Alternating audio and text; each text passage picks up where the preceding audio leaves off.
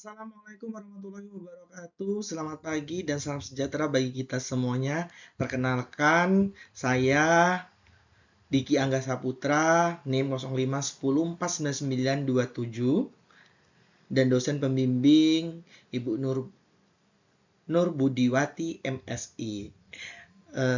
Pada kesempatan ini izinkan saya memaparkan tugas kuliah yaitu inovasi pelayanan administrasi surat menyurat Desa Tanjung Putus untuk memenuhi tugas mata kuliah manajemen pelayanan publik, yaitu untuk mewujudkan pelayanan cepat, transparan, dan efektif melalui digitalisasi administrasi pemerintahan desa. Baik, selanjutnya, mengapa inovasi pelayanan surat menyurat diperlukan? Ya, betul. Mengapa? Sangat penting, surat menyurat ini merupakan kebutuhan dasar masyarakat dalam memperoleh berbagai dokumen penting. Namun, proses yang masih dilakukan secara manual sering menyebabkan pelayanan menjadi lambat, kurang efisien, dan berisiko terjadi kesalahan data. Maka, di era digital, masyarakat mengharapkan pelayanan yang cepat, mudah, transparan, dan akurat. Oleh karena itu, diperlukan inovasi pelayanan administrasi yang mampu meningkatkan kualitas pelayanan. Oke, selanjutnya, pelayanan administrasi surat menyurat yang tertib, transparan, dan berbasis teknologi merupakan amanat peraturan undang-undang. Dan ini juga memiliki dasar hukum. Dasar hukum yang pertama, Undang-Undang Nomor 6 Tahun 2014 tentang Desa. Dan kedua adalah Undang-Undang Nomor 25 Tahun 2009 tentang Pelayanan Publik. Yang ketiga, Undang-Undang Nomor 43 Tahun 2009 tentang Kearsipan.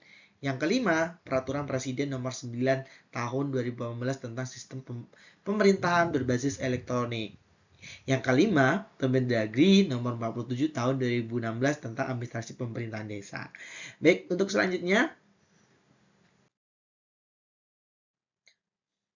dalam pelayanan administrasi surat menyurat di Desa Tanjung Putis ini mengalami kendala ataupun permasalahan. Permasalahan yang pertama yaitu proses administrasi yang masih manual. Untuk permasalahan yang kedua yaitu kurangnya pemahaman dalam konteks arsip ataupun kode arsip, yaitu kurangnya pemahaman perangkat desa dalam kode arsip surat menyurat. Untuk yang ketiga, kurangnya kesadaran masyarakat dalam membawa dokumen pendukung seperti KK, KTP, ataupun dokumen pendukung lainnya untuk pembuatan surat menyurat. Untuk yang keempat, yaitu seringnya terjadi mati lampu. Jadi ini termasuk penghambat untuk melakukan pelayanan surat menyurat. Baik, untuk selanjutnya, dampak dari permasalahan. Yang pertama, yaitu waktu pelayanan lebih lama. Nah, kenapa lebih lama? Ini karena adanya permasalahan yang harus diselesaikan ataupun harus diselesaikan terlebih dahulu. Yang pertama itu adalah kurangnya dokumen pendukung. Yang kedua, seringnya terjadi mati lampu. Makanya ini menjadi waktu yang lebih lama untuk melaksanakan pelayanan. Untuk yang kedua, beban kerja perangkatan desa lebih meningkat. Iya, betul. Karena kenapa? Perangkat desa ini yang tadinya selesai dalam setengah jam ini menjadi selesai 1 jam. Karena kurangnya kesadaran masyarakat dalam membawa dokumen pendukung. Untuk yang ketiga adalah efektivitas pelayanan publik menurun. Iya, betul. Karena dalam pelayanan ini mungkin masyarakat kurangnya untuk mengetahui tentang efektivitas, kurangnya tentang SOP. Jadi ini pelayanan publik itu kepercayaannya untuk menurun. Yang keempat adalah masyarakat harus datang berulang kali. Benar, karena kenapa masyarakat harus datang berulang kali? Karena terjadinya mati lampu yang sering di Desa Tanjung Putus. Yang kelima, akibat terjadinya mati lampu, masyarakat ini kurang puas dalam mendapatkan pelayanan di Desa Tanjung Putus. Oke, selanjutnya solusi inovatif yang bisa digunakan. Oke, solusi yang pertama itu adalah pemerintah desa melaksanakan sosialisasi kepada masyarakat tentang persyaratan administrasi, yaitu melalui media sosial, website, baliho, papan informasi, dan informasi yang disampaikan pada saat hajatan ataupun acara. Betul. Yang kedua, itu adalah peningkatan kompetensi pengelolaan arsip.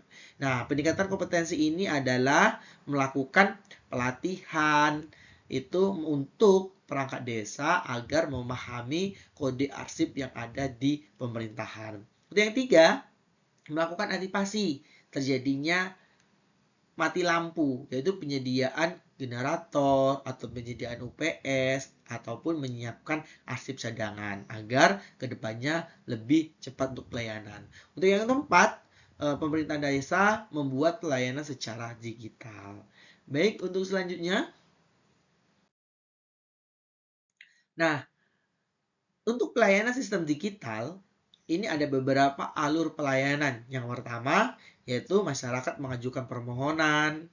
Untuk yang kedua, verifikasi data dilakukan oleh operator desa.